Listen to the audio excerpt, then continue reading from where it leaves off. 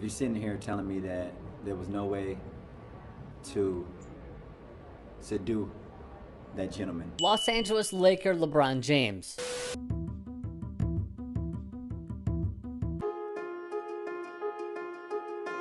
Or detain him, or to just, before the firing of guns. Speaking on the shooting of Jacob Blake.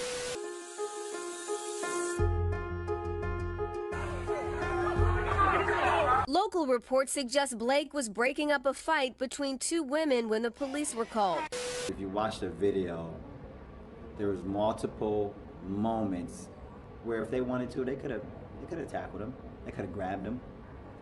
You know, they could have done that. Why does it always have to get to a point where we see the guns firing and his family is there, the kids are there? This incident highlights the need for more widespread use of recording devices by police. I mean, if that video is not being taken by that person across the street, do we even know if we even see that video? There's like talks about that the cops didn't even have their body cams on. That's a possibility. Everyone from greats like LeBron to other. Chaos over the weekend sparked by another police shooting that was caught on tape. Stephen Fabian has the latest on a black man shot 7 times in the back by a police officer as his children were watching. It's the stunning moment causing outrage today. Another black man gunned down by police. Why the y'all just shoot him? Why the you shoot him that many times? It happened in Kenosha, Wisconsin. 29-year-old Jacob Blake was reportedly trying to break up a domestic dispute between two women when police were called. Video shows him walking away from cops to his SUV. 2 children are inside the vehicle. As he climbs into the driver's seat, he was shot 7 times in the back and serious.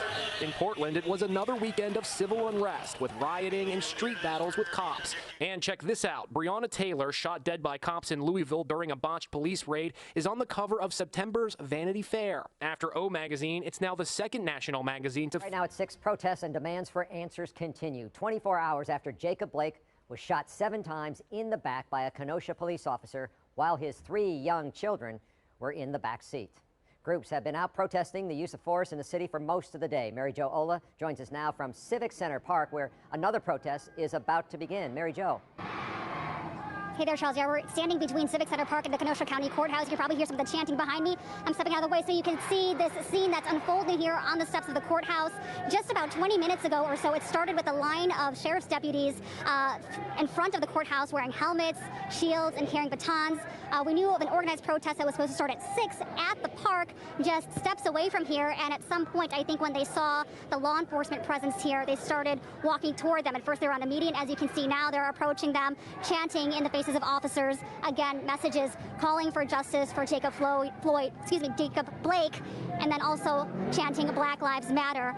Again, all this unfolding just within the last 20 minutes or so. Demonstrators all day here in Kenosha have been relentless in their calls for justice.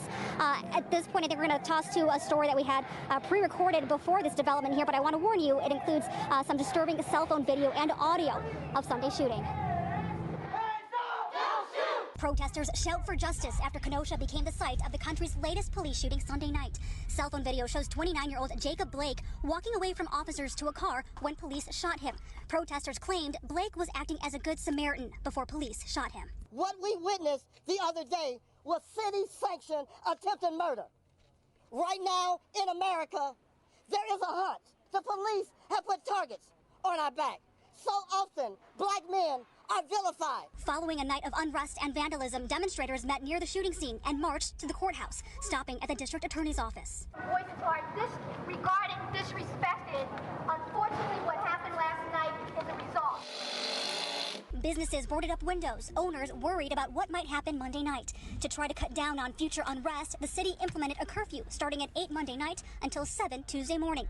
John Kim says the U.S. Taekwondo Academy in downtown Kenosha has been their livelihood for decades. There's got to be a better way. You know, the way that they hit all these businesses, they weren't just protesting. They were absolutely being, destructive. All All right, back out here live. We are outside the Kenosha County Courthouse where protesters have approached law enforcement wearing helmets. The law enforcement officers are wearing helmets and shields here again outside the Kenosha County Courthouse. Now we did know of a separate protest that was supposed to start at 6 at the Civic Center Park, which is steps away from where this is unfolding. That group was supposed to march to City Hall. At this point, it's just really not clear if this is that group. A lot of demonstrations have been popping up across the city today. Now, as this is going on here in Kenosha, Governor Evers announced 150 National Guard members have deployed to the city. Evers said he is mobilizing the Guard to ensure people here are able to protest peacefully. But again, as this develops out here outside the Kenosha County Courthouse, this is happening at the site of last night's civil unrest and vandalism, so we'll be following it closely. Reporting live in Kenosha, I'm Mary Jo Ola, TMJ4 News. All right, Mary Jo.